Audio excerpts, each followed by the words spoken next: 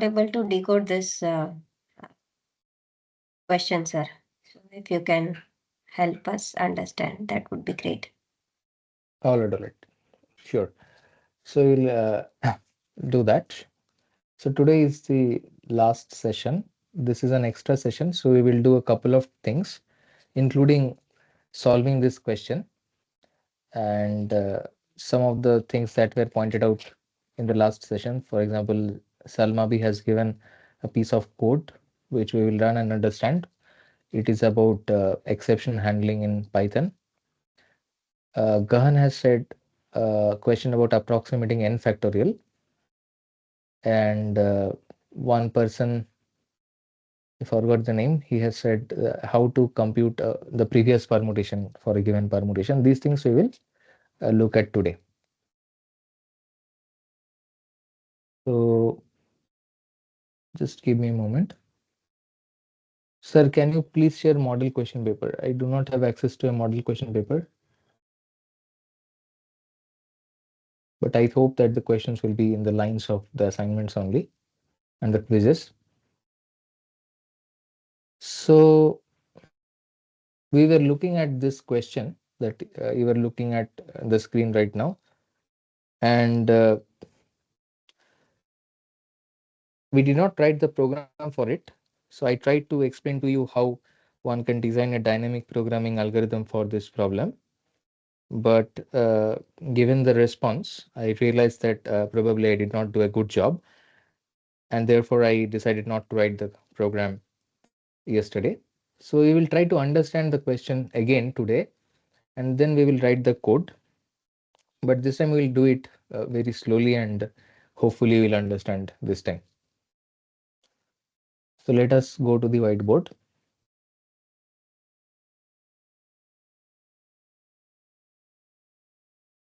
So let me ask you a very simple question first.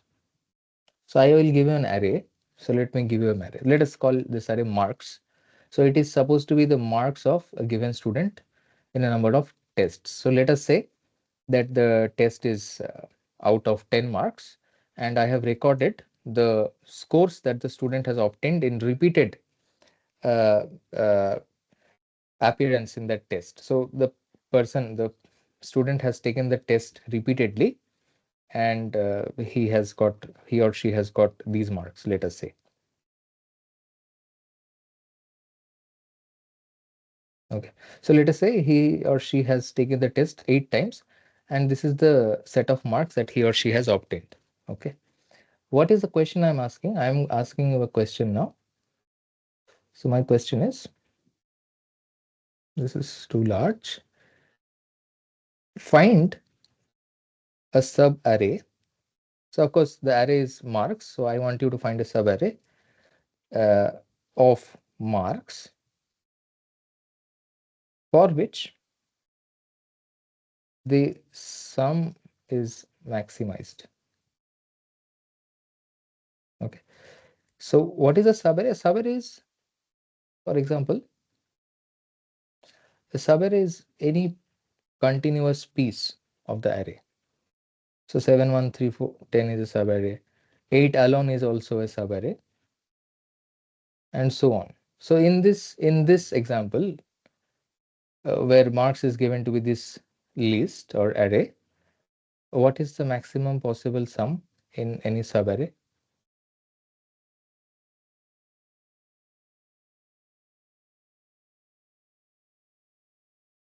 What is the number? 10 is the maximum. No, sum. I'm looking for sum. The sum is Total of all the elements in the array. yes. Sum means what? Sum means total. So I'm saying that find that subarray for which the total is maximized. So for example, because all the numbers are positive, the sum will be maximized. The total will be maximized when we will consider the full array. Okay. So we have an observation. So you observe that here is an observation. that the sum is maximized when the full array is taken. When there are no negative marks.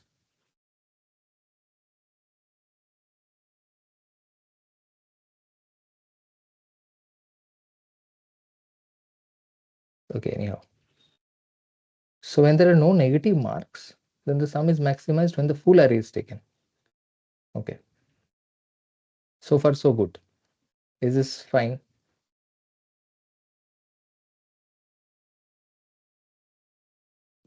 Yes. Yeah. Okay. So what if there is a negative mark? For example, if we had -3. So let us say there are negative marks in the question paper. So if you answer incorrectly, you get some negative marks. So in some test, the person has received -3 marks. Then if I ask the question that find the subarray of marks for which the sum is maximized, then we cannot take all the marks together. Then we have to take some piece. I would ideally prefer to avoid -3. Maybe I will just look on this side, or I look on this side, or maybe I will take everything. So it depends on how the distribution of marks are. So in this case, probably even if there is -3, we will take everything, because on the right side of -3 we get 20. On the left side of -3 also we get a substantially large sum, that is 7 plus 7 plus 1, 15. So -3 will not change our answer. We will still take the full array. All right. So is it ideal to remove the negative value and then take the sum, or No, removing is not allowed at all. So when we say subarray means it is a continuous piece of the array. For example, you cannot say that I will take 371, then I will drop 3 -3, and then I will take again something. So that is not the definition of subarray. Subarray means starting from a initial index, you go to some final index. In between, you take everything. That is the definition of subarray. okay? So no dropping is allowed. Okay, so that is the definition of subarray. So how many subarrays are there? Let us say, for example, if there are, let me ask you another question. So if there are n elements in the array or list, let me ask you this question. If there are n elements or numbers, let us say numbers in an array, how many subarrays are possible? You think about it for a minute. 2 power n, sir. 2 to the power n. Who is that? Pritham. Yes, sir. What is the reason it is 2 to the power n? Sir, if we implement the concept of set, every subset is a power of sets, right, sir? Okay. So I'm not asking how many subsets of these n numbers are possible. So I'm asking how many subarrays. So if you ask how many subsets, so if you ask how many subsets of n number are possible, then the answer is 2 to the power n, because in the subset, every element is either present or it is not present. So there are two choices for every element in the set. And because there are n elements in the set, n numbers in the set, so there are 2 to the power n possible subsets. But now I'm saying that how many subarrays are possible? For example, 3 in this example, I'm just looking at this array. You can take 3, you can skip certain numbers, you can take 10, and 3 and 10 is a valid subset. But 3 and 10 does not form a valid subarray, because by definition, when you say that I'm starting at 3 and I'm ending at 10, then everything in between also needs to be taken in the subarray. So therefore, 2 to the power n is not counting the total number of subarrays. I hope you understand. N by 2. Charan is saying n by 2. Why is it n by 2? Sir, if you taking every one after one positive number, another negative number, one positive, one negative up to end of the list, we can take positive as subarrays. Forget negative. I am asking that in any array of n numbers, let us say all numbers are positive, then how many subarrays are possible? Let us say I am saying positive numbers.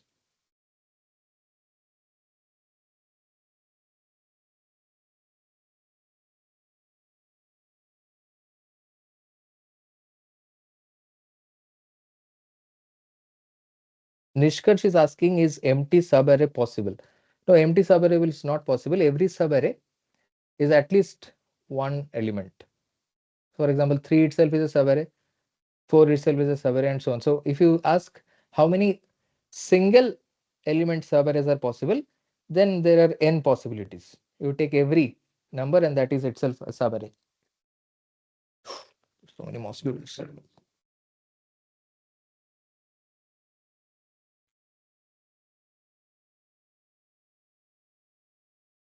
So, as you said, like picking up each element of the array can become a sub array of the parent one. So, that means like if it's n arrays, then it's n or n minus 1, n minus 2, n minus 3. So, one sub array could be n, the second could be n minus 1, the third could be n minus 2 going Yes, forward. yes, yes. So the sum of all these things, you are absolutely correct.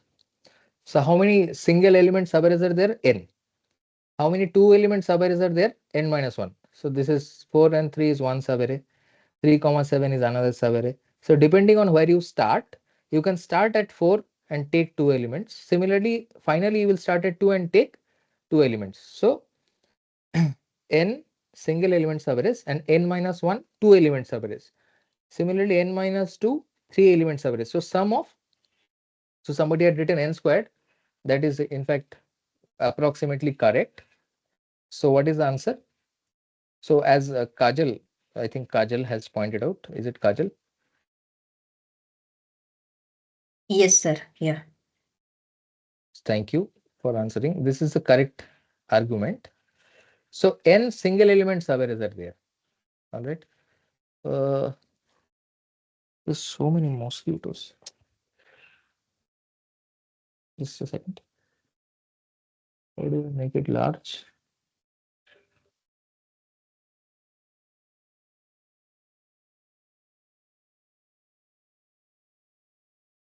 So n single element subarrays are there. N minus 1 double element subarrays are there. N minus 2 triple element subarrays are there, because you have to take consecutive numbers. You cannot take uh, numbers by jumping. So similarly, we will keep counting. Finally, how many n element subarrays are there?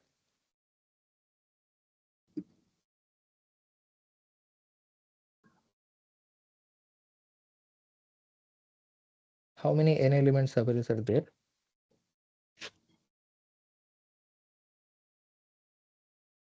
Okay. That is a little bit confusing. I can understand till this. Is it n factorial? So this is the number. This is the sum of the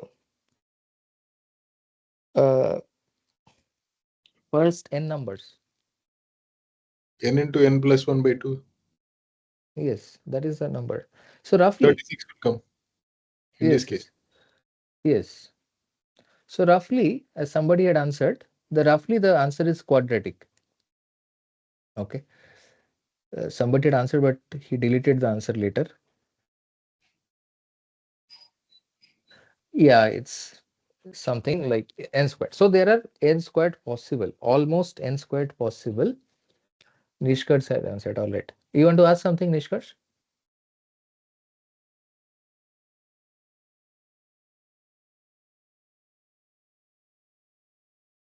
Okay. Yes, raised down, raised. Okay, fine. So the number of subarrays is only order n squared. So now the question is, we have to find that subarray for which the sum is maximized. Now we will take both positive and negative numbers, but we know that only so many subarrays are there. Okay. So it is possible to write a Python algorithm, Python program that checks all the n squared, almost n squared, ordered n squared possible subarrays and takes the sum and outputs that subarray for which the sum is maximized. So is the algorithm clear?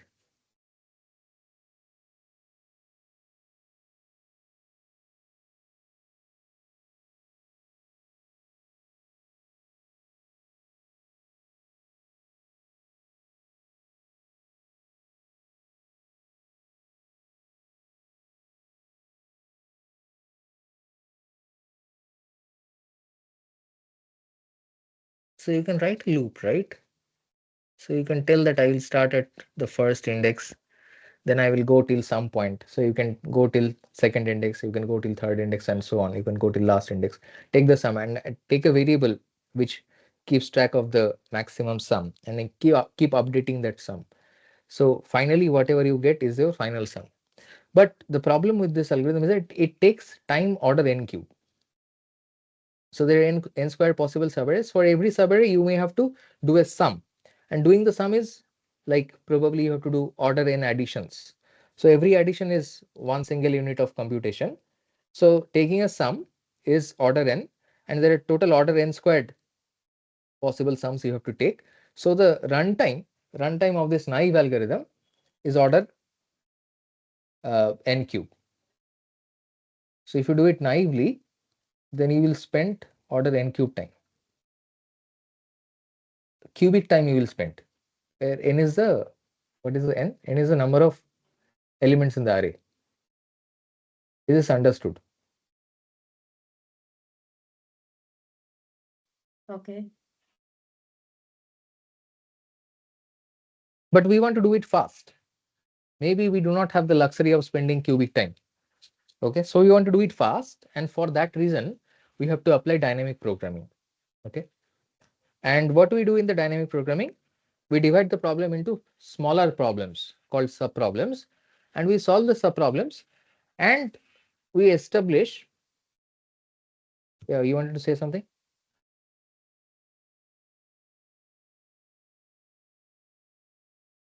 Okay, so we solve smaller subproblems and we establish a relation via which we can obtain the solution to the original problem from the solutions to the smaller problems.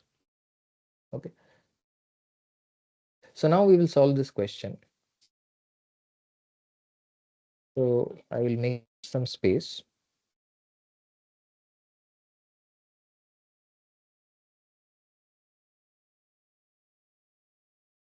These things I will remove.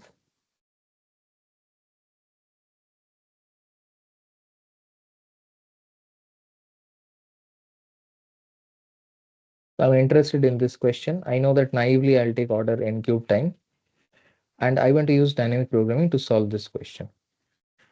That I have a set of numbers. Probably some numbers are positive, some numbers are negative.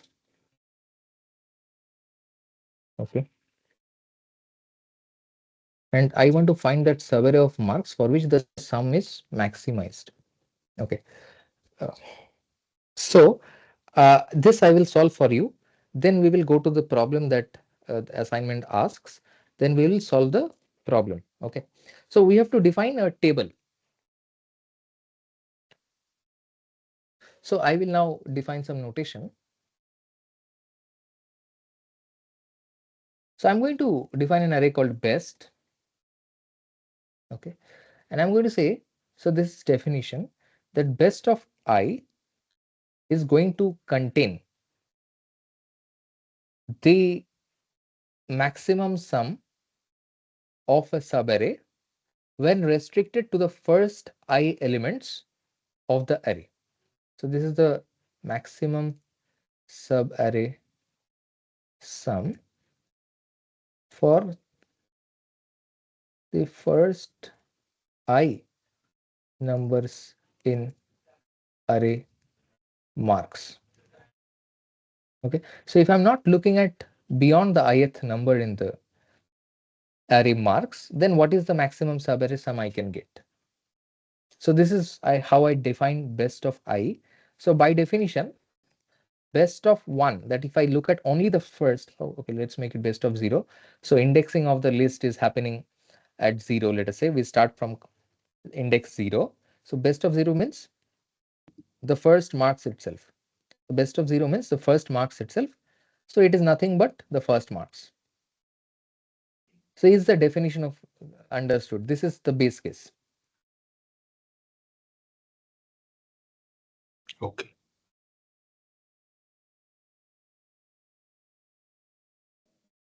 So now with the definition, we have represented via this best array the maximum subarray sum for the first I numbers.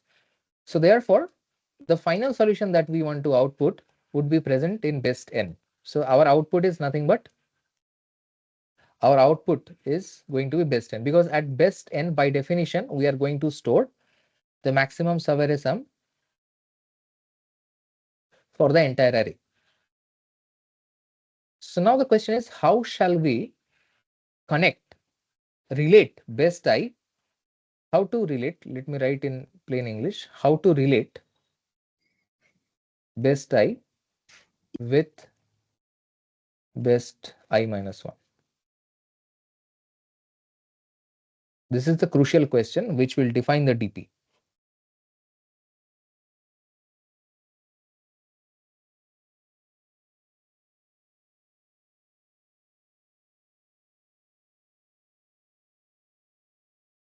So you have to write best I in terms of best I minus 1. How are I going to do that? So best I we want to write equal to something relating best I minus 1. So we will use best I minus 1 to define best I. How shall we do that? We have to write an equation.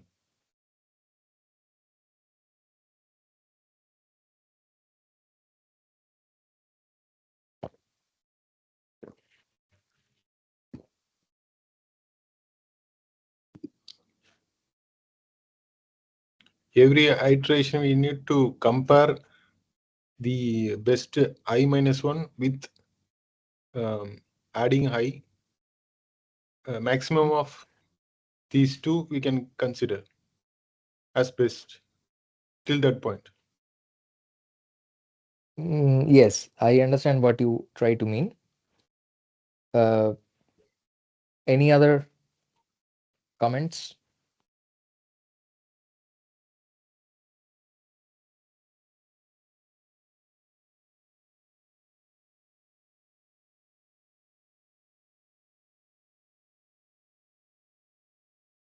So read the definition of best I and read the best case. So read these two lines and try to understand that what is the definition of best I, and then try to relate best I with best I minus 1 and give me the right hand side of this equation.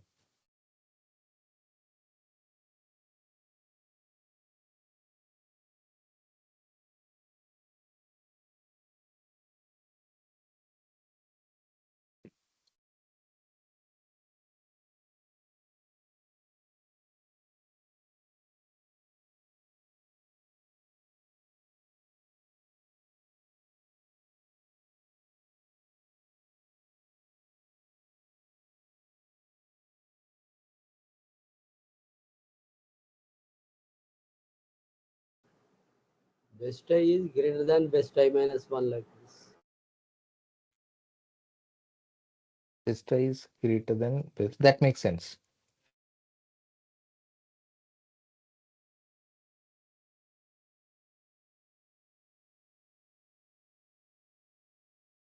So what did I say? Max best I is maximum subarray sum for the first I numbers in array marks.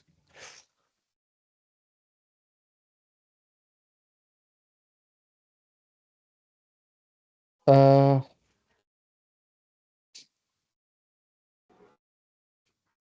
Maximum of best I or best I minus 1, whichever is maximum.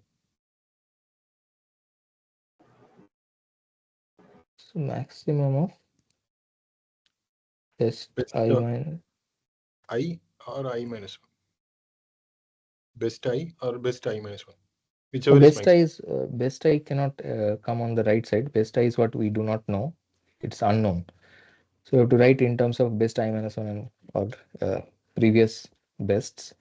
So yeah, I will make a slight change in the definition because we are not able to relate best I with best I minus one with this definition. So with uh, dynamic programming, it is very important to write the correct definition of the table that you are going to make. So in our case, the table is nothing but best I this array.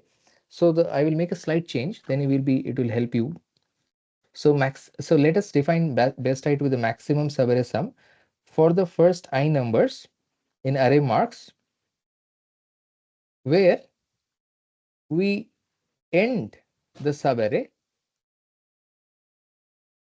at this marks I. So I'm saying that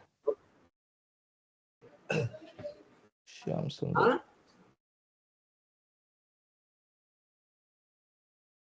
So with this slightly modified definition, I'm saying that best I is you say that okay, best I means you take the ith. For example, if I say I am going to end my subarray at 1. So what is the index of 1? 0, 1, 2, 3. So best of 3 I am looking at. So what will be best of 3? So best of 3 means I am going to end at the index 3. That means I'm going to take it for a fact. I'm going to take this number 1. Now that I'm going to end here at this index 3. Where should I start the subarray? Means I have the option to not take anything else. I have the option to start at -1, -7. I have the option to start at -3 also, and I have the option to start at I have the options to start at 3 also, and I can start at 4 also. So best of 3 is that subarray for which I am ending at the index 3, that is at 1, and I can start at other places. So base case is again the same. I'm ending at the 0th index. So best 0 is mark 0. So now you can try to think that what will be the relation between best I and best I minus 1. Best 0 minus best I minus 1. Okay. Best 0 minus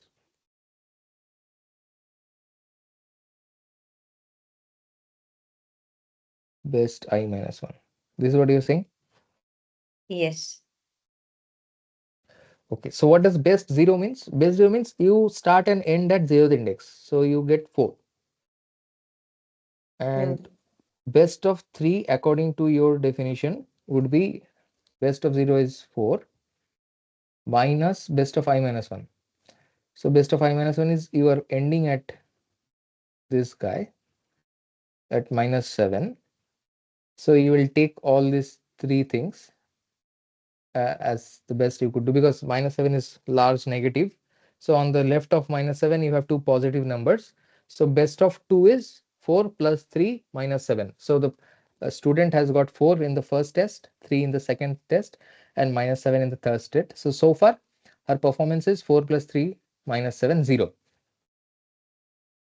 So according to you, this will be best of 2, that is 4 minus 0, which is 4.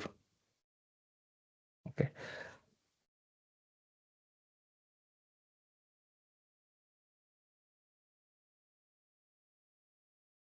But what is, but if you have to take this, If we are defining the subarray, then should it not be like marks I minus best I minus 1, because best 0 is like I should be taking whole array and picking up a subarray from it, right?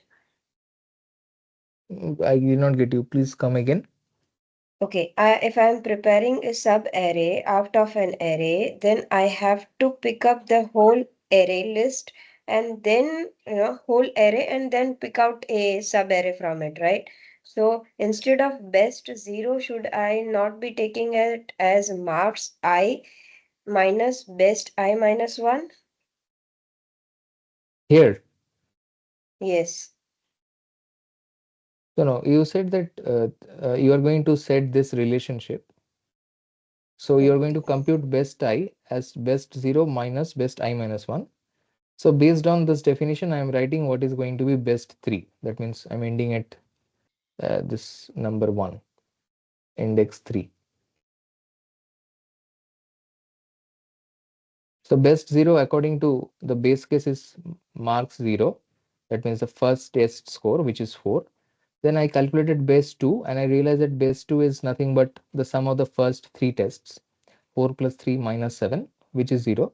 So it turns out that best 3 as per this formula is 4, which is incorrect, because we realize that if we have to end at 1, then we have no point taking these other test scores, because these test scores only give us a total value of 0 in the best case. So we will take 1 itself. So if we insist that we want to end our subarray at 1, that is index 3 of the array, then the best we could get is 1 itself.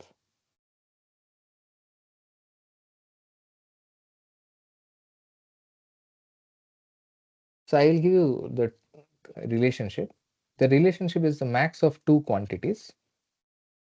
It's a max of, so there are two possibilities. That maybe you are ending at the ith position. So maybe marks I is the marks that the person has got in the ith test, plus best I minus 1 gives you the answer, or maybe marks I is a large negative.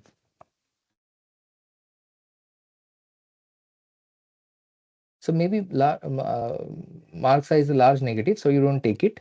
So you just uh, wait, sir, what? Let me check what is the answer. Actually, best I minus 1 may be the Yeah. correct.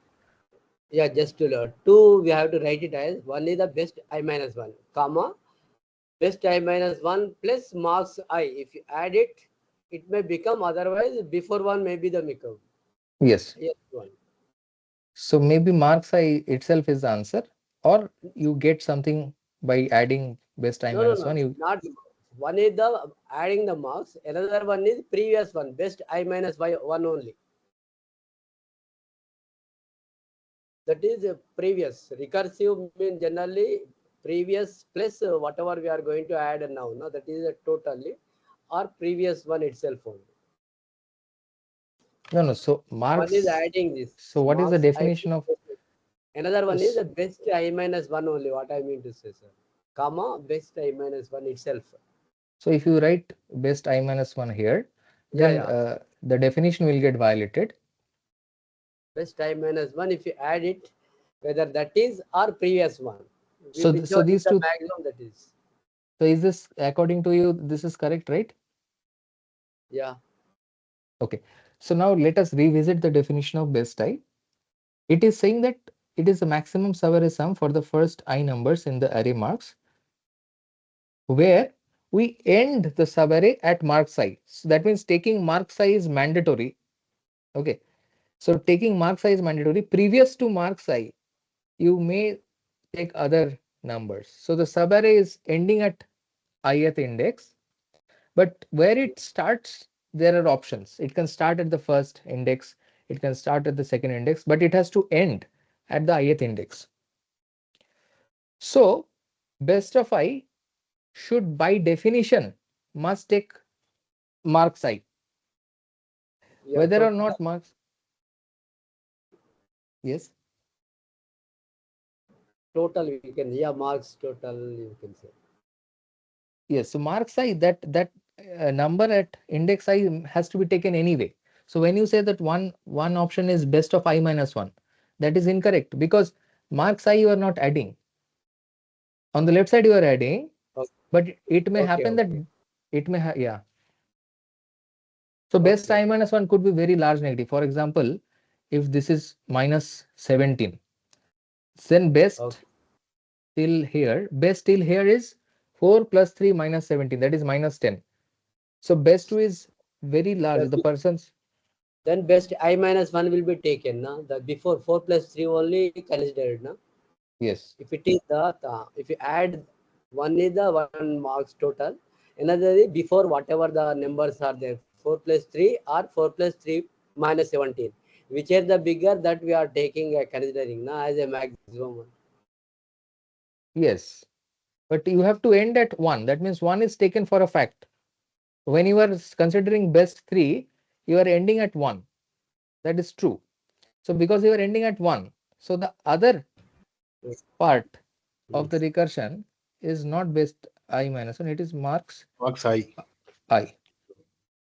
So either Okay. so maybe this number taking marks I is sufficient, because previous to that the performance was very poor. So best I minus 1 was so poor that it degrades your best I even more. Okay. Okay. So this is what we call, this is the inductive step.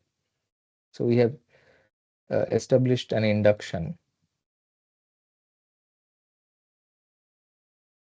So we have established an induction. We have related best I with best I minus 1. This means that if by magic or by some trick we have access to best I minus 1, then simply by making this comparison, that which one is larger, marks I plus best I minus 1 is larger or marks I is larger, we can immediately get in constant time what is best I.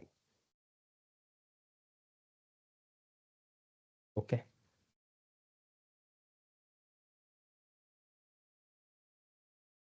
So try to understand this algorithm. Then we will discuss what is its running time, whether it is still n cube or it is better. Sir, once explain max marks I plus best I minus 1 structure. Okay.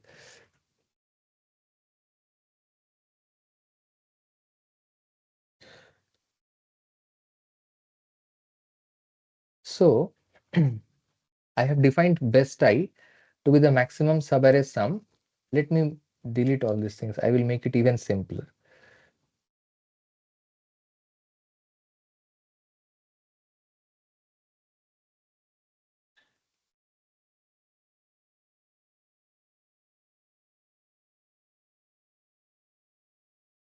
Yes.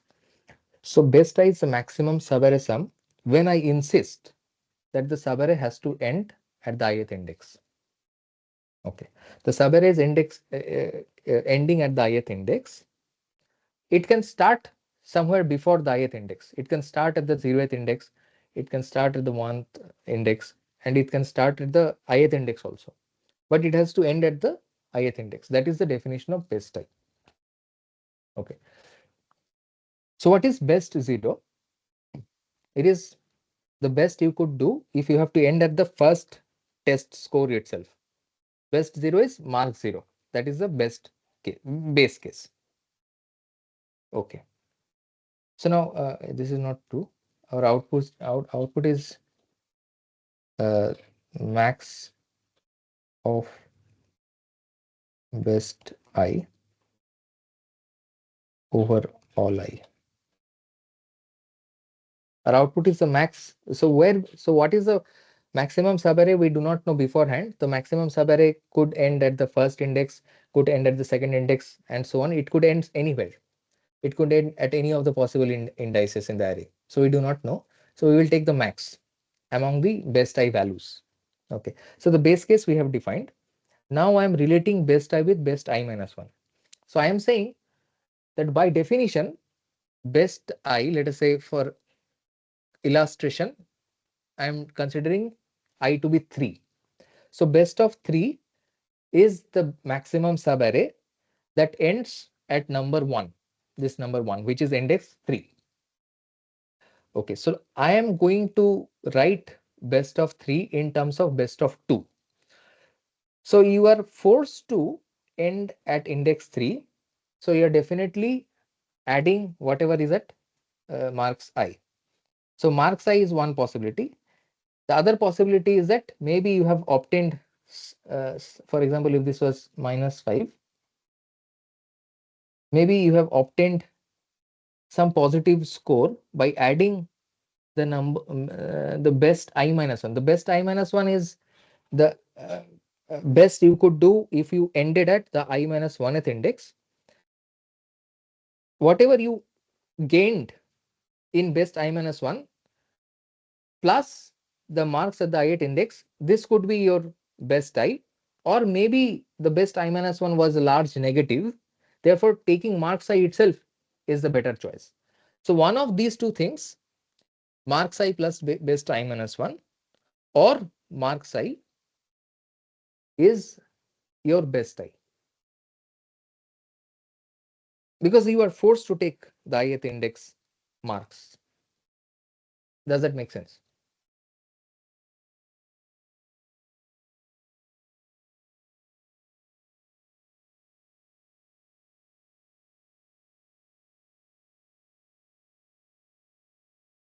Okay, sir. Now I understood. Okay. So writing the program is no, yeah. So before we write the program, or maybe we'll just write the program and then we will analyze the running time. You can think about the running time, but let us write the program.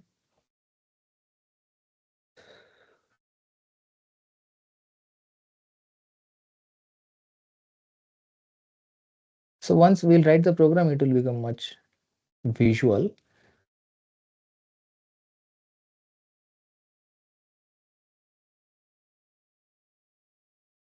See, what is the input? Let us take the input. So the input is in this format.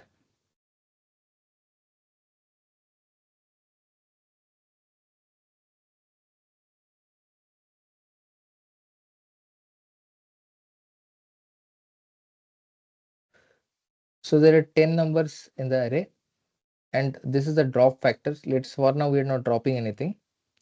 So we are only looking at continuous pieces of the array, which is called subarray. But if you are allowed to drop marks, then it becomes a subsequence. But we are interested in subarray only. Since we are interested in subarray,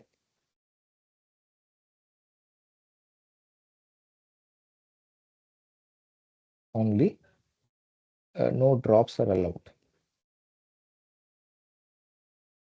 Okay. So now these are the marks of the student in the 10 tests. We are asking that what is the maximum subarray, and in the question they have said that if you're not allowed to drop anything, so in case without being allowed to drop any tests, the best segment is tests 5 to 7. 5 to 7 means these 3 tests. So 6 minus 1 plus 10. So 15 marks in this segment. Segment means subarray. So which yields a total marks of 15. So we want to see whether we get 15 or not. Okay. So what is the first step? The first step is to take the input. So first step is read the input. Okay. So how do you read the input? So there are in the first line of the input, what do you have? You have these two numbers. So the first number is the n, that means how many tests are there. So the number of tests. Number of tests is the first part of the input. And second one is the drop factor. Okay. So drops, don't worry about it. Okay. So this is in the first line. So you remember how you have accessed the input. So we have said input within bracket is going to give us the first line of the standard input. And we will use the function strip. Oops. So on a string, we can use the function strip to remove the white spaces. Okay, and then we split. We have seen the split function also with respect to space. That means, say this input is one line, there is a space in between. So left side of the space, we have the number of tests. Right side of the space, we have the number of drops. So now after compiling, after running this line, we will have the number of tests and drops extracted. So we have read the input. Okay. So now the input is in string format. So uh, we have to make it integer. So number of tests will make it integer. Similarly, the drops we don't care about. Okay. Okay. So now what is the task? The task is to uh, store these numbers in an array. So you have to define an array, but we will let's define an array marks. So how we will define marks? So we will put 0 for every element in the mark. So 0 for I in range number of tests. Okay. So what does this line do? This creates an array marks initialized to 0. Init to 0. Okay.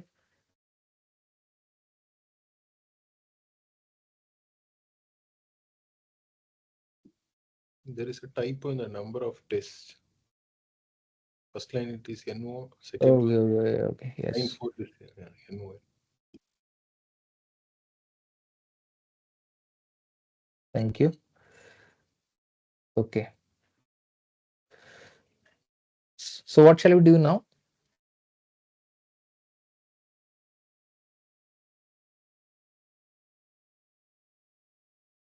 So we have to copy the marks from the input to this array marks. Okay.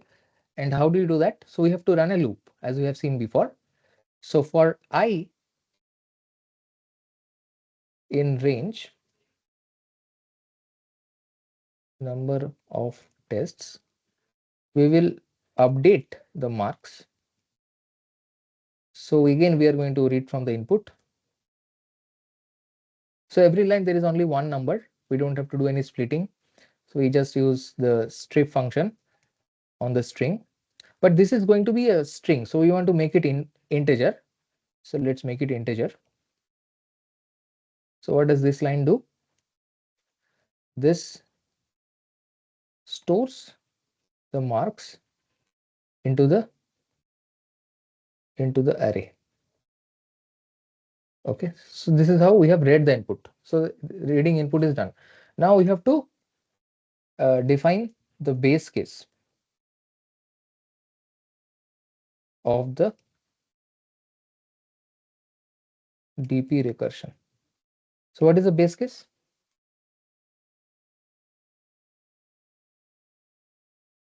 I will show you the base case again.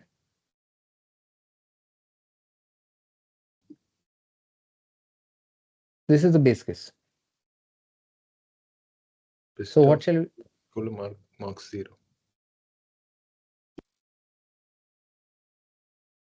Please come again. No, best of 0 is equal to marks at 0. Yes, yes. So best of the first thing is to define an array best once again. So I will define an array. So I have to define a best array. So how do I do that? Again, similar thing. So I initialize to 0. So 0 for I in range number of tests. Okay, so this is initializing the best array to 0. Okay, so now the base case is that. Okay, so this is not the base case, this is the definition. Now we define the base case. So best of 0 is mark 0, because if you have to force to stop your subarray at the first index, then the best you could do is take mark 0. So the base case is done. So now we have to define the inductive step. Define the inductive step. Okay. So the inductive step is again very simple. We'll go back and look at it. So we have to relate best I with best I minus 1. So we have to run a loop, and the loop will just update every best I entry to this value. Okay, we will take a max operator in Python and we will update this. This is the inductive step. Okay, so I will let you understand the inductive step again for a minute, so that so writing the program is not the big deal, but to appreciate that this is the correct thing to do is what will help you in the exam.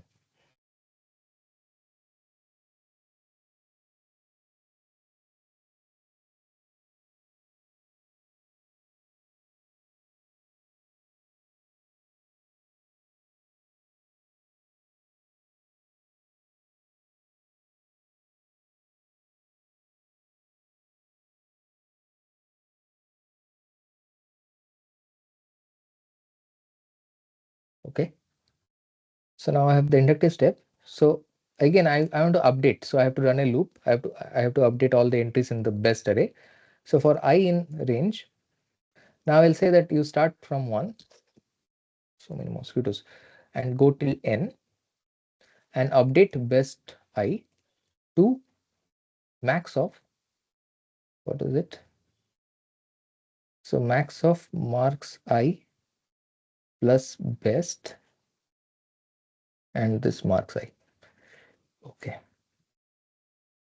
So max of marks I, you have to take the ith guy plus best of I minus 1. So you already have access to best 0. That is a use of the base case, because if there is no base case, then where do you fall back to? Comma,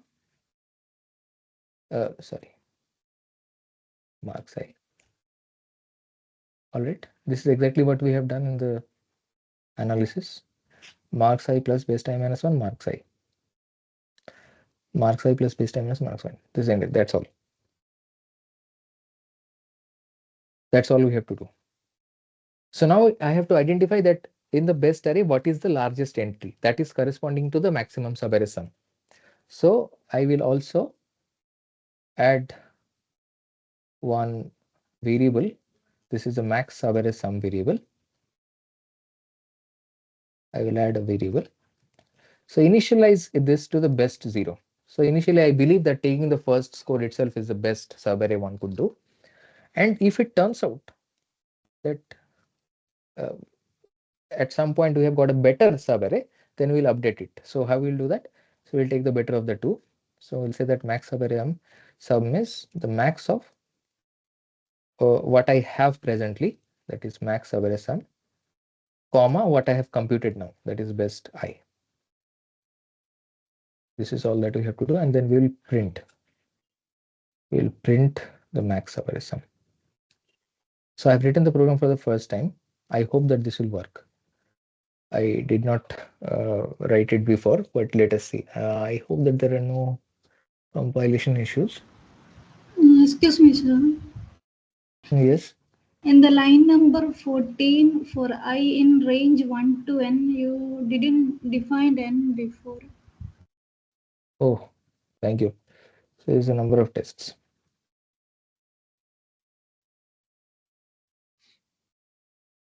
Is there any other mistakes?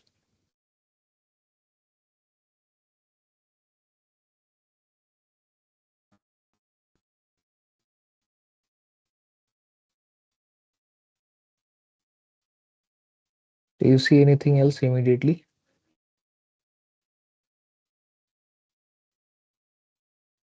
Sir, in line 3, there is a double brackets between number of tests and comma drops. Mm-hmm. Please come again. Double brackets, I think.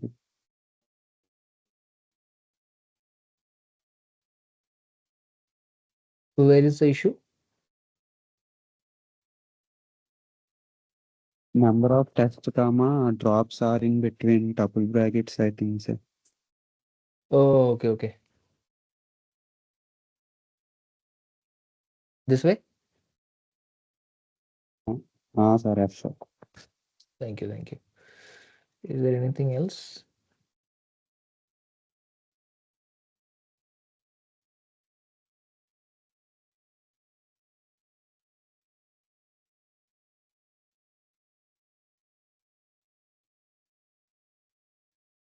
This looks to be good.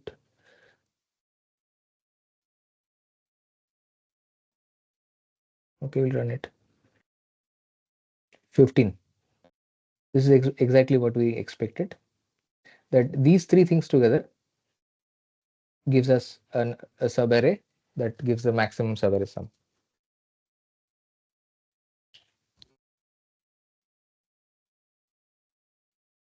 Is that fine?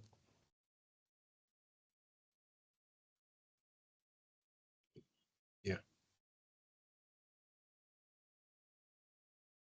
So I hope that you have been able to appreciate that writing the program is not the big issue as far as dynamic program is concerned, but to be able to write this relationship, which is we call the inductive step, that is writing the recursion, and the correctness of the recursion will decide whether the program is correct or not. So it is more about analyzing that how to relate a subproblem solution to the problem solution. Okay. So at this point we can take a break. It is 7 o'clock. So in the agenda today, we have a couple more things. So we will discuss. So after the break, we will discuss this code by Salmabi that she wanted me to discuss, and we will discuss this uh, previous permutation. Yeah. Yeah.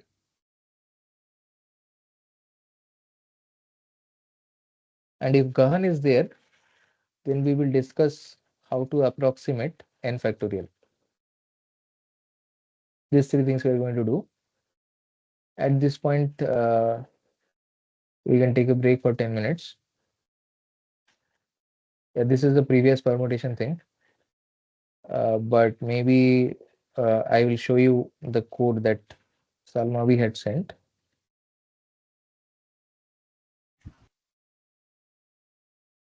Sir, Yeah.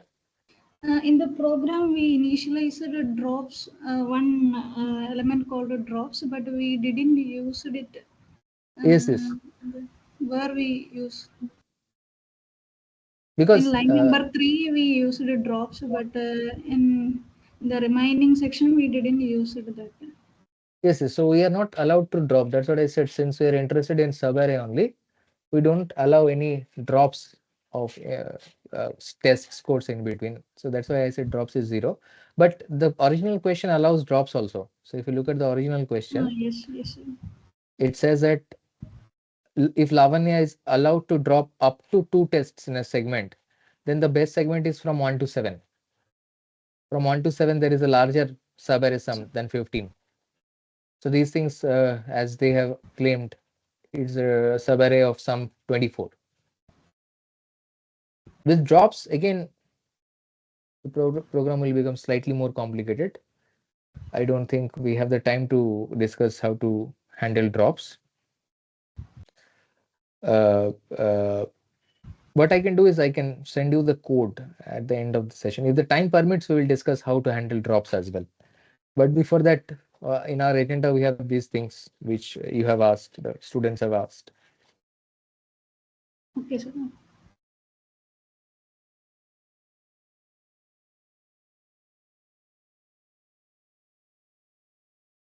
Okay, so I will show you the code.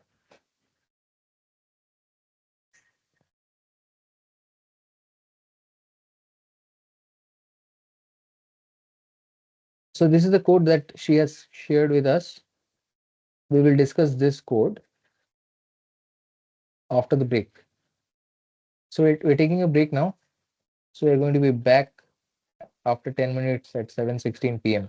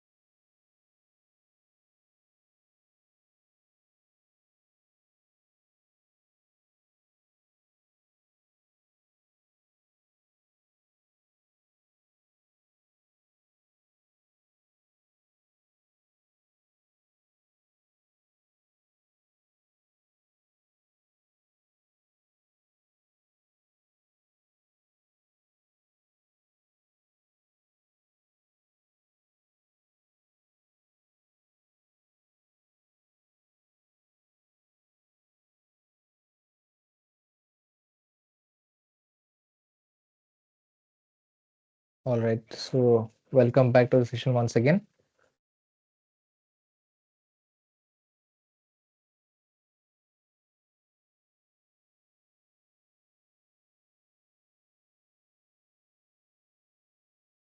So this is a program that Salmabi has shared, and we will try to analyze it. So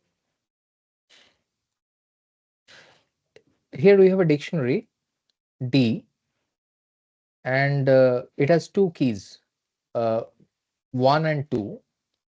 So the value corresponding to key 1 is a string hello, and the value corresponding to key 2 is a list containing one number. All right.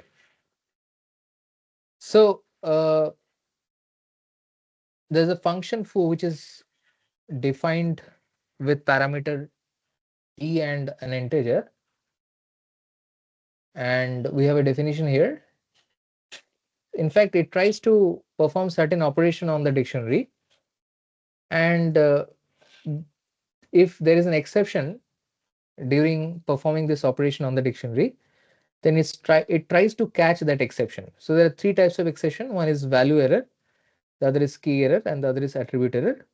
And if there is any other exception other than these three, then that is caught in this block. This is the last except block. This is corresponding to any other error. So if there is no error whatsoever, then this block will get executed. Okay. So I see that there are some answers in the chat box. Okay, we can execute it and see what is the answer.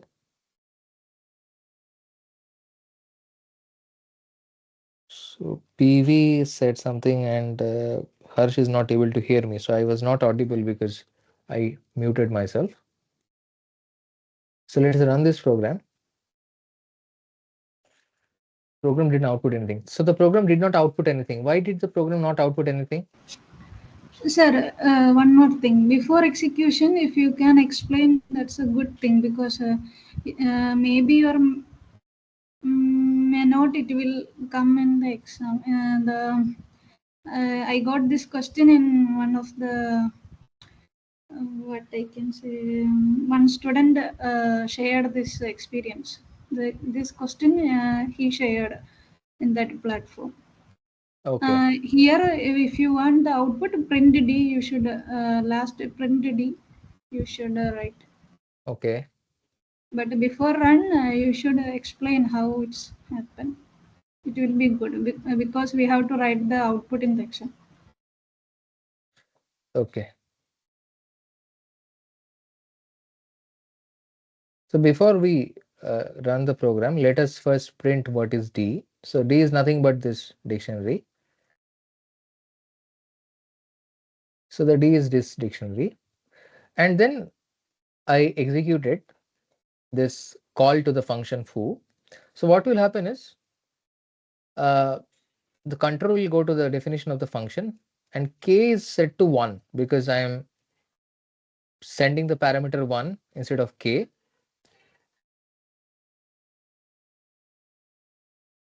So d of 1, what is d of 1? D of 1 is hello. D corresponding to the key 1 is hello, which is a string.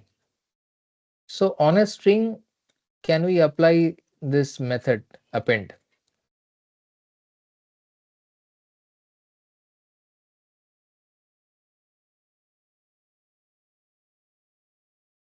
So on a string, we cannot apply append. Append is applicable to another data structure we have seen. Which is that data structure? List. List. Yes, yes, yes. So there is an issue that the append function is not even defined for a string. So there is an issue. So this line number 3 will raise an exception, and we have to catch that exception in one of these except blocks. So it's not a value error. It's nothing to do with the value. It's not a key error. The key was present. K equals to 1. The key was present in the dictionary. It's an attribute error because the attribute append, the method is also called attribute in this case. this attribute is not present for the string data structure.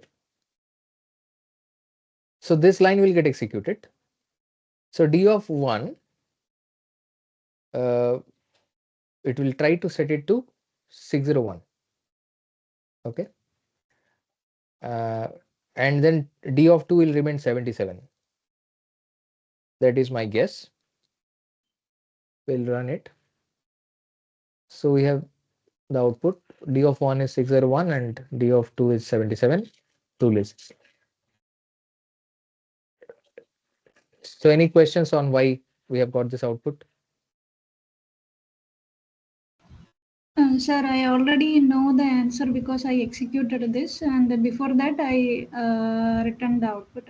So I shared this because some students can know what it will bring, what output it will bring. That's why I shared. Okay, yeah, that's a good thing to do. Right, so we have understood how this line number 9 got executed because we had an issue of attribute in this line number 3. So let us uncomment the second call to foo. The second call we are setting k to 2. So right now d is this. In the second call we are setting k to 2. So d of 2 is list 77. So we're appending 3 to this list, that is allowed.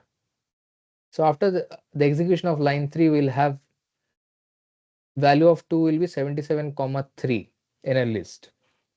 And because it will execute normally, no exceptions will be raised. So we'll come to the else block. So if there are no exceptions raised in the try catch block, then it comes to the else block. In the else block, another appending to d2 will take place, that is 999. Okay. So we'll have 77 comma 3 comma 999, and then the program will terminate. I will hit the run button.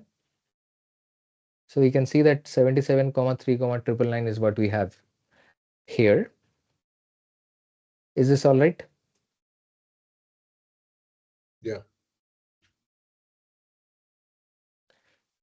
So let me uncomment the third call to foo. So now we are setting d to 3, k to 3. So when you will go to this try block, d3, the key 3 does not exist because in the d dictionary there are only two keys, 1 and 2. So d3 doesn't exist. So what happens is d3 will raise an issue. What exception will be raised? Key error. The key is missing, so key error will be raised. That is correct. So we'll come to this line 7. So what it will raise, it will create a key 3. So d3 will be set to 501 and then it will exit. So we have this d3 is 501. So that's all we have. The other things, for example, we know that in a string other attributes are applicable. For example, you can maybe you can lower. So there is a, we have seen find also, no? So find, lower, these kind of methods are applicable on strings. So if you know that what methods are applicable on strings, then you will know that what will cause an exception, what will not cause an exception. For example, this will not cause an exception. So I want to make everything in lowercase for the string hello. All right. But then when I'll set dk to 2, then there will be an issue.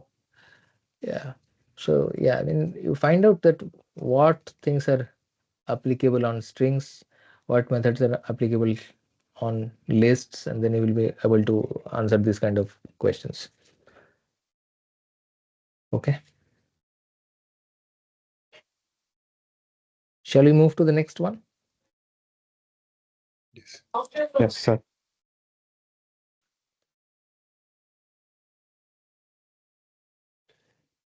So previous permutation. So there was a question on previous permutation. I had discussed next permutation. So let us discuss previous permutation. So the deadline is over. So I am free to discuss this question. Make it slightly larger. So you have access to this permutation of ABCDFGHIJ. So this is a permutation of ABCDFGHIJ. What is the previous, immediately previous permutation to this in the dictionary order?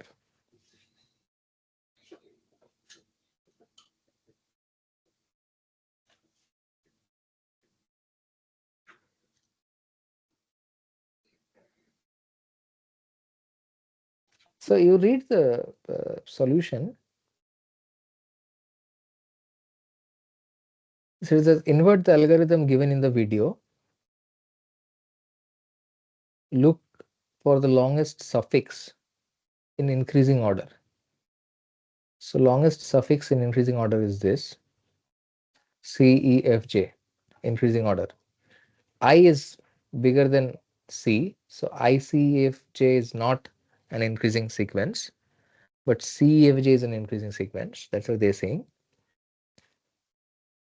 The letter before this increasing sequence is I.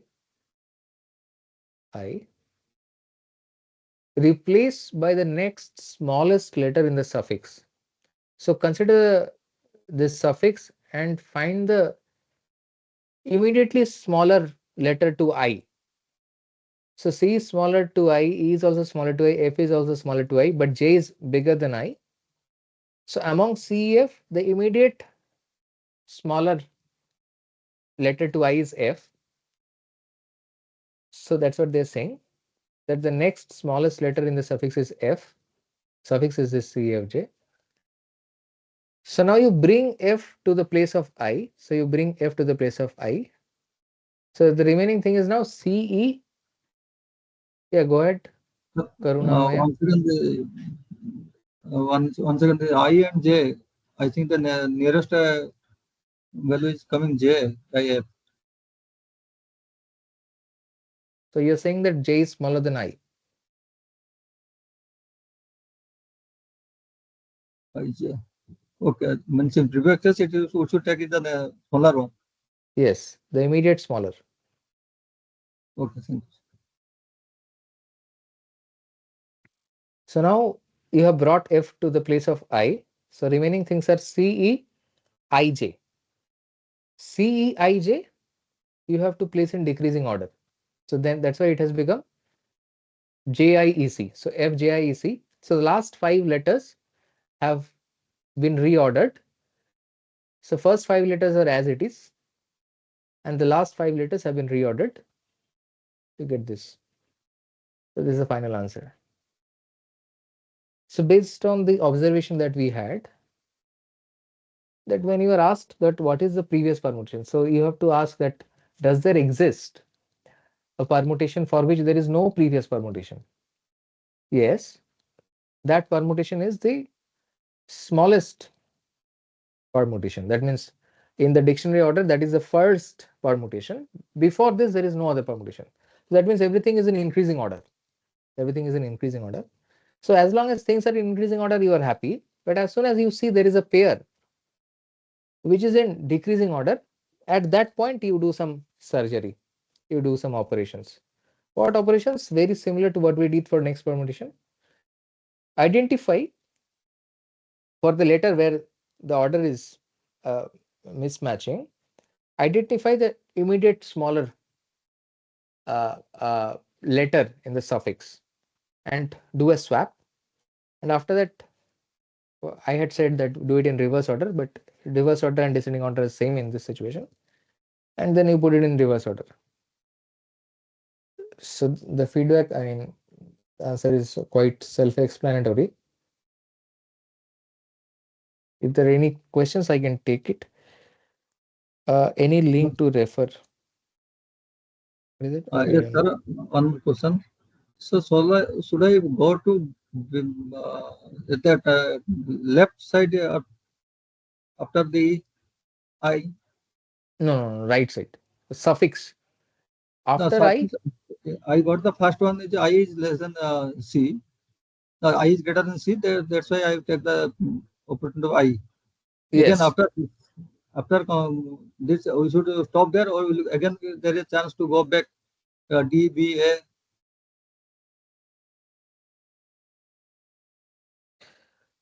Whether there is a chance. There is no chance, so to say, because see, I is a larger in this. I'm looking at this example only, and I is a letter for which you know that subsequent to I there is a smaller letter. That is why IC Okay. is a pair. So smaller letter will exist. Yes. Yes. So out of the smaller letters, you have to pick the immediate smallest one, immediate smaller one. So So this, my point is not that. Let's say I is now we check it and do it. After that, before I, it is B is there, D is there. In yes, that case, we will do something or not. We left no, behind it. you Not don't have required. to do anything. As long as finding the previous permutation is concerned, this is the algorithm. In case of post uh, cases, what to do? In case of, Post permutation, next permutation. yeah, so next permutation you check whether there is a decreasing order. So now you are checking what is the this I had discussed. So for every pair, you check whether they're in decreasing order or not. If they're in decreasing order, you are fine. So as soon as you see a pair which is in increasing order, then you realize that there is a chance of swap here, and then you again find the immediate uh, larger letter in the suffix and do the swap, and then the remaining things you in the suffix, the remaining things will go in the reverse order, or you can think of as increasing order. One question I have doubt. It is I in E I B J D H G F C A.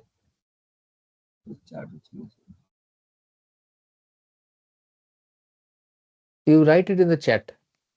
Okay.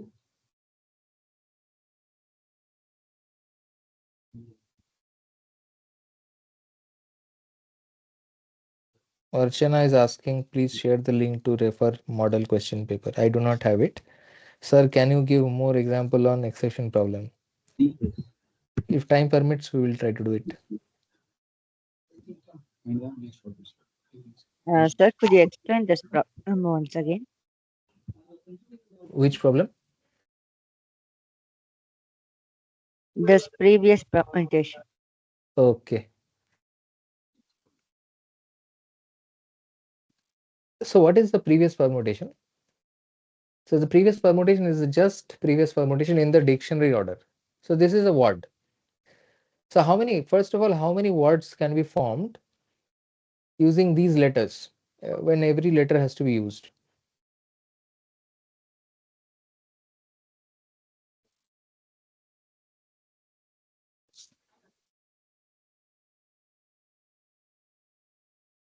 How many letters are here? A, B, C, D, E, F, G, H, I, J. 10 letters are there, no? So how many permutation of these 10 letters are possible? 10 factorial. 10 factorial. So now there is a dictionary order of these 10 factorial permutations. In that dictionary order, what is just immediate previous to this word? Is what is the immediate previous word to this word? That is the question. Now here is the algorithm. It says that you start scanning the word from the right, look at pairs, identify a pair which is in decreasing order. The first pair is FJ. It is in increasing order. FJ, FGHIJ. So FJ is increasing order. You don't have to do anything. Next pair is EF. Again increasing order. You don't have to do anything. Next pair is CE. Again increasing order. You don't have to do anything. Next pair is IC. This is the place where you identify the rightmost pair which is in decreasing order. Right, Josh? Yes, sir. So now as you have identified there is a decreasing order pair, then you will say that, okay, I am not going to look beyond to the left of this anymore. I have to do some operation here only. So now you know that I is the letter which needs swap. So you will swap I to some letter in the right side of I, which is smaller than I. So you know that already C is smaller than I, but you will look for the letter which is immediately smaller to I in the right side of I. In the right side of I, what letters we have? C, E, F, and J. What is the immediate smaller to I letter? Yes. F, not C. C, F are all smaller, but F is immediately smaller. So I and F we will swap. Okay. So we will swap I and F. So F comes here. So now on the right side of F, we have C, E, I, and J. C, I, and J we will write in decreasing order. So because we write in decreasing order, so it becomes J, I, E, C. Okay. All right. Yeah, that's algorithm. Sir, if they ask any previous permutation, if like same similar model, should we use the similar steps to do it? Exactly same steps you have to do. Okay, sir. Thanks. Thanks a lot. Yes. So there is a what is the question that Karuna is asking? Sorry, sir, I Sir, silly. Yeah, go ahead. Oh, next permutation of that dictionary. So you have written a saying, find the next permutation. Yes. So you have to apply that algorithm, right?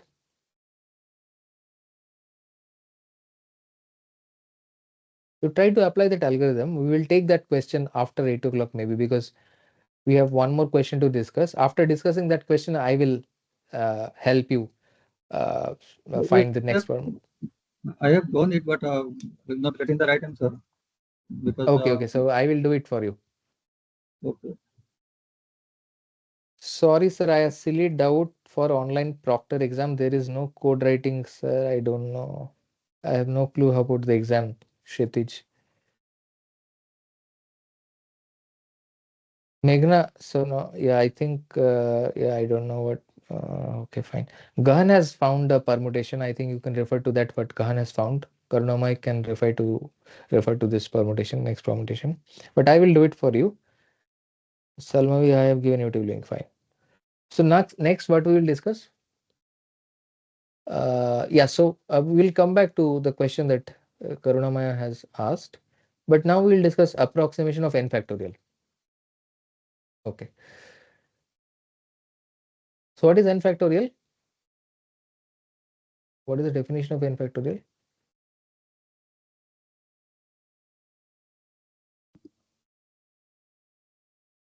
N into n minus 1 into n minus 2. The product of the first n integers is n factorial by definition.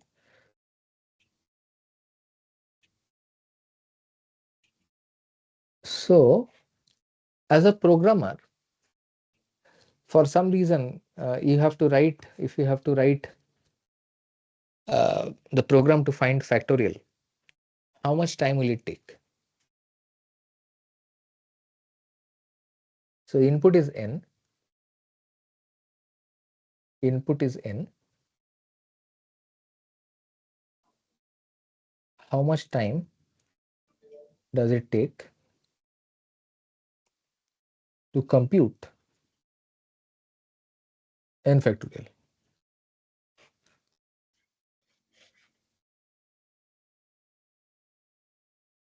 How many multiplications have to be performed?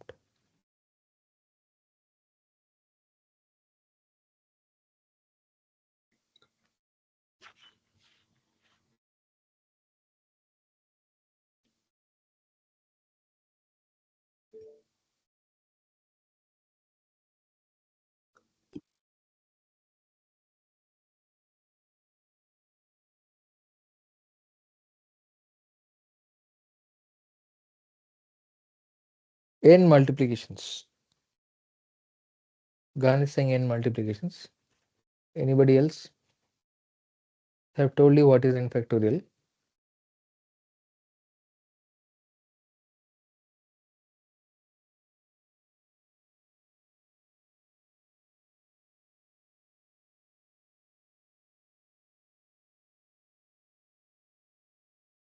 Okay, so how many multiplications are needed to find 2 factorial? 2 into 1. Just one multiplication is required, right? Yeah. For 3 factorial? 2. And so n factorial is n minus 1. It's clear, right? N minus 1 multiplications are needed. So I will say that the runtime is order n. So I will say that I will be approximating things. I will say the runtime is order n. So many multiplications are needed. But it turns out that it is possible to to so it turns out that it is possible to approximately calculate n factorial in order log n time only, or with log n. I'll just say log n. Let me just say order log n. So as a programmer, you will be happy if you are okay to approximate n factorial. If you're happy that okay, I know 5 factorial is 120, but if a program gives me 119, I will be fine. Like a small error, I don't worry about it because I can do it quite fast.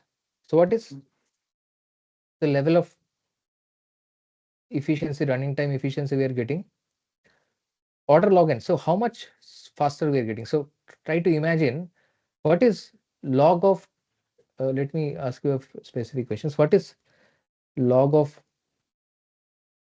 2 to the power 10?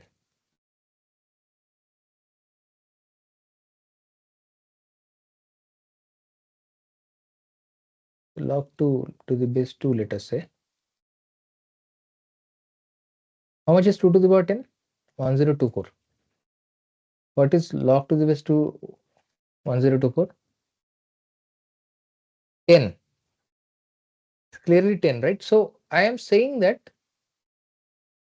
if somebody asks you to find 1024 factorial, I am saying that if somebody asks you to find 1024 factorial, you don't have to do 1023 multiplications, you have to do 10 multiplications. You understand what I'm saying? But you will not get exactly 1024 factorial, you will get something close to 1024 factorial, but with only 10 multiplications. So think of it this way, there is a product, its usual price is 1024 rupees, but you are getting it for a discount for 10 rupees. You are paying only 10 rupees, you are not getting that product, maybe you are getting slightly suboptimal product. Maybe the product has some minor defect, but it is more or less the same product.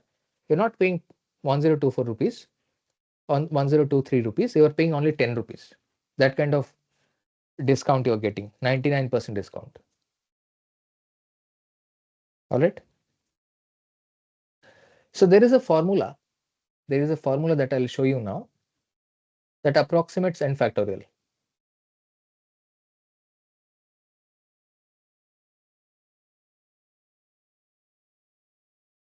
So this is the formula for n factorial.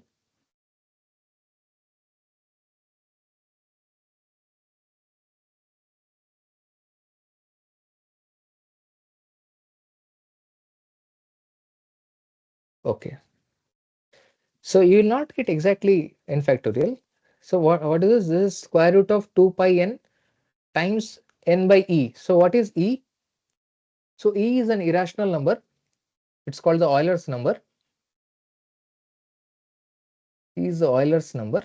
It's an irrational number, so we cannot write it correctly with decimals. So, but e is sort of uh, approximated as 2.71 dot dot something. Okay, is there a message? Stirling approximation. Yes, this is called the Stirling's approximation. So what is the use of this approximation? I will give you a demo. So just try to stare at this formula once again. So this is square root 2 pi n times n by e to the power n. What is e? Is roughly 2.71. Okay. Okay, so now we will see how much good approximation it is. Okay, so now let's do this. So what is 5 factorial?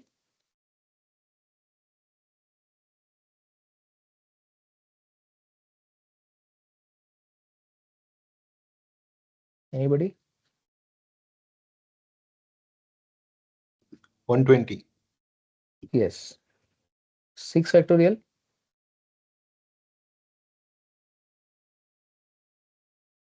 720. 7 factorial?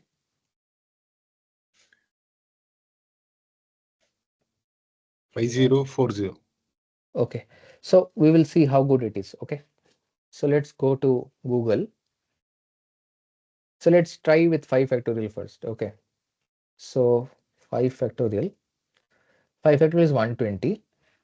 Now I'll apply this formula. This is, remember, so square root 2 pi into 5, pi by e to the power 5. Okay, so I'm going to write it. So this is square root. Yeah, I had already written it. So it is saying 118. So square root 2 pi into 5 times 5 by e to the power 5. It is 118. Very close.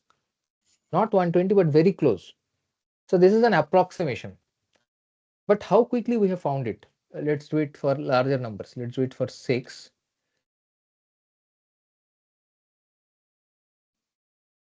Say 710. Close to 720. Maybe there's a at most 2% error.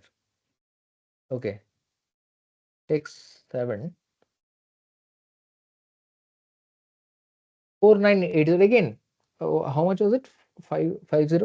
What is, so this is saying 5040. 5040. This is 4980. So again, within 2% error. So if you're happy with 2% error, so in fact, what happens is when the number goes large, it converges. It becomes almost, it becomes almost equal to pi. I mean, n factorial. So for example, let's do it for 15. So 15 is a very large number. So we have to write 2 pi 15 square root times 15 by e to the power 15. Okay, times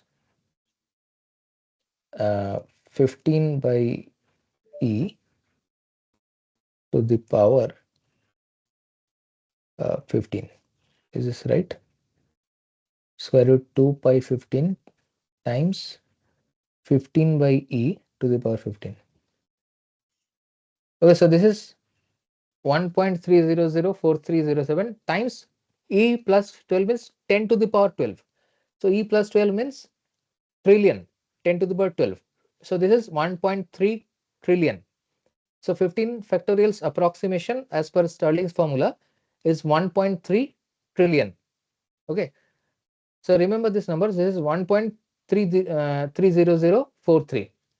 So we'll try to see what is the exact 15 factorial.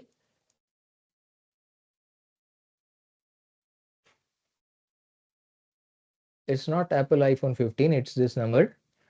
1.3076 trillion. So quite close. 1.3076 trillion. So as the number increases, the factorial's approximation with Stirling's formula becomes very sharp. All right. So good enough. I will now tell you why this approximation is helpful for programmers. So how much time does it take for you to compute the right hand side of this uh, approximation? N factorial, takes linear time, n minus 1 multiplications. But this thing I claim takes log n multiplications.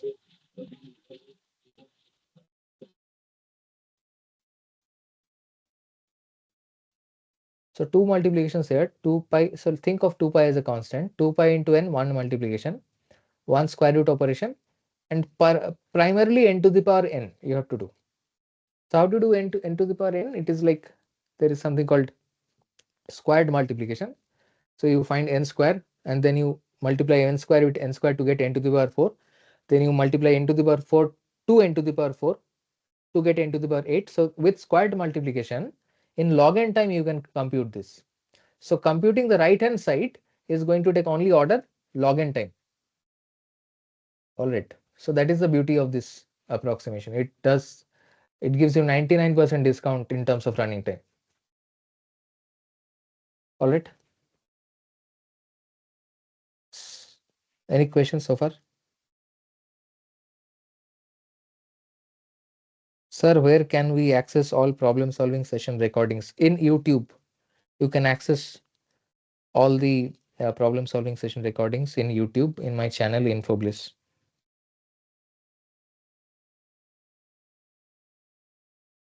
How to derive? I will tell you how to derive.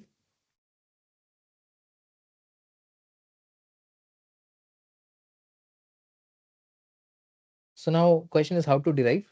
So now I'll tell you how to derive this. Okay. So now I'll give you a disclaimer that I'm going to derive the approximation Stirling's formula.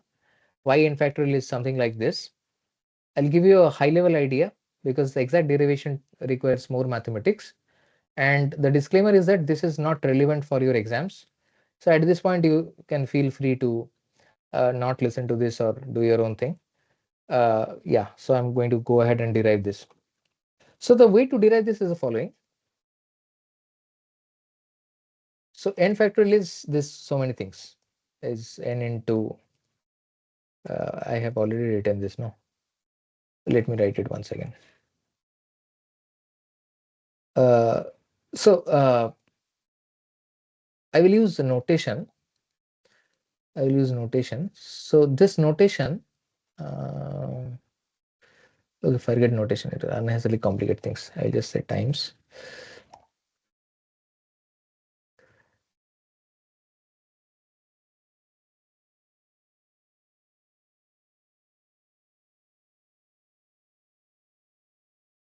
Yeah, so this is the definition of n factorial. I am going to take log on both sides. Okay. What log shall I take? I will take log with base e. I'll take log on both sides. So this is equal to log of this entire thing. Okay, so let me okay, just let me write it. This is for Gahan because he requested it and he is very consistent. Yes, I think attended all the sessions. So I will do it for him and everybody else will also benefit, I hope. So taking log on both sides. So now what is the property of log? So what can we write? So log a into b is equal to log a plus log b. All right. So I'll write it as summation. So I'll use summation. So I'll write summation log to the base e. I'll write x. So x is from 1 to n. Do you understand what's going on, Gahan? It's simply Yes, using sir. the property. Yes. I'm not able to go to the top. Okay. So I'm using the property of log. I'm saying that this expression evaluates to log of 1 plus log of 2 plus log of 3 and so on till log of n. Okay. Yes, sir. All right. So now for a large value of n, as I'm saying that the approximation will become very close to the original n factorial when n will become large. For a large value of n, I will be able to approximate this summation by an integration. So I will be able to approximate this summation by an integration. So what will be the integration? Integration will again be from 1 to n. So I'll write log, just a second. So I'll write log to the base e x dx and x will range from x will be from 1 to n. This is for large x or rather large n. This approximation is for large number n. So this I will be able to approximate. Okay. So now, what is the integration of log x dx? You have done integration in 12th standard? X log x dx. X log x. Yes, yes, yes. So this is x, oops, sorry. This is, I will write equal only. So this is x. So log to the base ex, I am going to write it as ln. So log to the base ex, this is also written as ln. So log natural. Log natural means base e. So I'm going to write it as x ln x. But sometimes there is a minus x term also. So this you will evaluate over the interval x1 to n, and this I'm not able to write it properly. Let's see if I can write it properly. So I have to write it. This is a definite integral. So I have to write it like x is from 1 to n. So once we evaluate it, okay, so this turns out to be this is n log natural n ln n minus n. Okay, this is what it turns out to be. Roughly. In fact, I'm saying equal, but it is roughly. I'll say roughly only. This is approximately. Now you have an expression for log. So this is log to the base e means log natural. Let me write it log natural only. So you have an expression for log natural n factorial. You have an expression for log natural n factorial, which is this. Okay. So now both sides you will exponentiate to get n factorial. So I will take e to the power left hand side, which is equal to e to the power right hand side. So e to the power log natural n factorial is n factorial. First I had taken log, now I am taking exponentiation once again. So both sides taking exponentiation, we get n factorial is equal to e to the power this entire thing.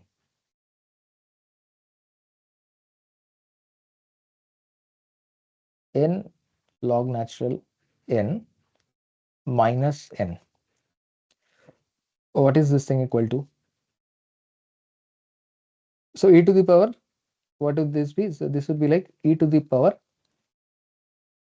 n log natural n divided by e to the power n.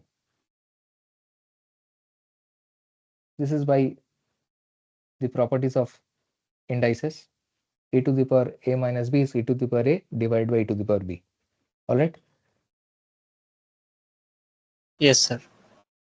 So now you can also write ln n as this. You can write as n to the power n. So I'm going to write it n to the power n right away, or maybe I'll just write one other step. So e to the power ln n to the power n, this thing divided by e to the power n. Now you are in business. So e to the power log to this e, that gets cancelled out. So you have n to the power n divided by e to the power n. So that is how you derived that n factorial is, I have written equal, but it is in fact there is some approximation which is happening in between. So I will write it as approximation only. It is approximately n to the power n by e to the power n. But our formula is saying it is something more.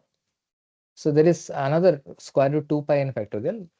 This we are not able to capture because this requires more mathematics, some gamma function, Taylor series expansion. Those things I cannot explain to this audience. It will require more background. But I think this was a good start.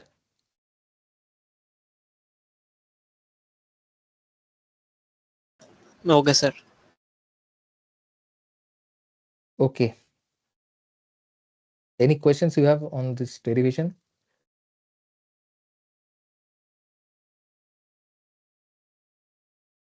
Mainly n factorial was approximated to n by e factorial, n by e to the power n. Yes, yes.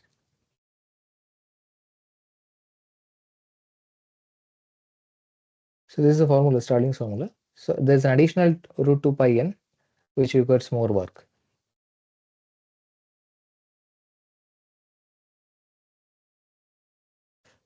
Sir, can you please provide the link to the recorded classes?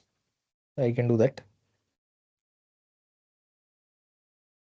Okay, so I think we have come to the end of the session. It's 8 o'clock, and now I will discuss. If you have any questions, we will discuss, and after that we'll discuss the question of Karuna Maya.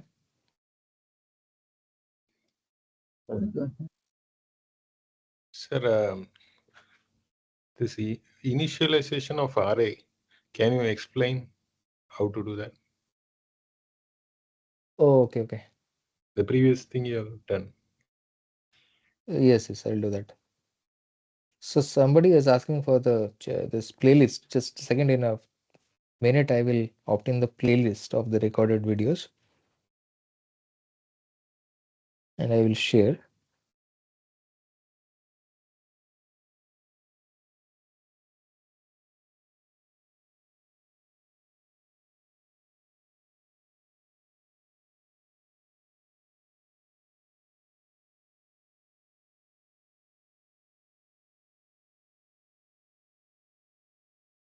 Yes.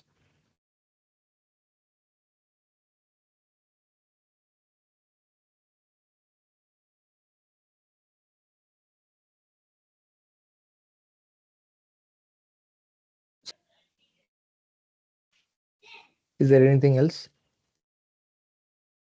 Thank you, sir. Okay. So we are going to find the next permutation.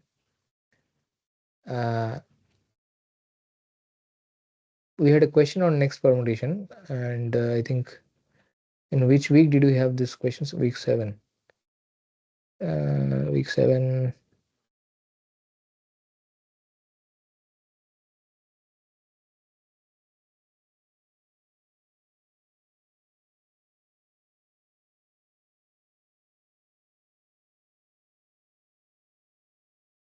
Oh, they have not given any explanation as such.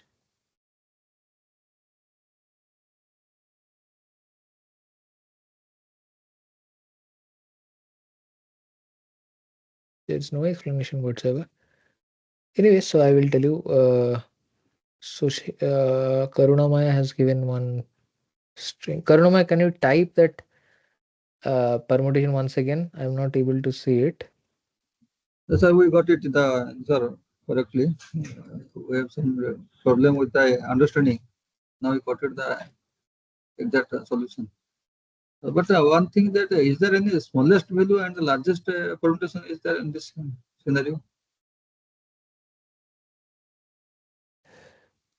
So in any dictionary order, the first word is the smallest word or the smallest permutation, and the last word is the largest word or the largest permutation. No, we don't need to go beyond that first one, the pivot one. And Yes, if yes, we yes, yes. then we Before the no need go to back to the left side of this pivot. yes, yes, yes, that is correct. Okay, okay. Thank you. Okay. So you are able to find the next permutation correctly with the algorithm. Yeah, yes, yes, yes. Okay, great. Okay. So thank you. I think all of you had a long session. Is there any other questions I can take?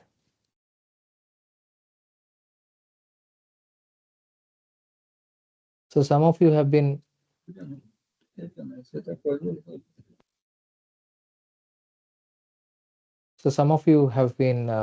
regular in the sessions that I conducted. I specifically remember their names, and it has been a pleasure to see you every day. And everybody else, I think, who joined the session, I'm happy to uh, see them in the sessions, and it was nice interacting with all of you. So I hope that you had a good time.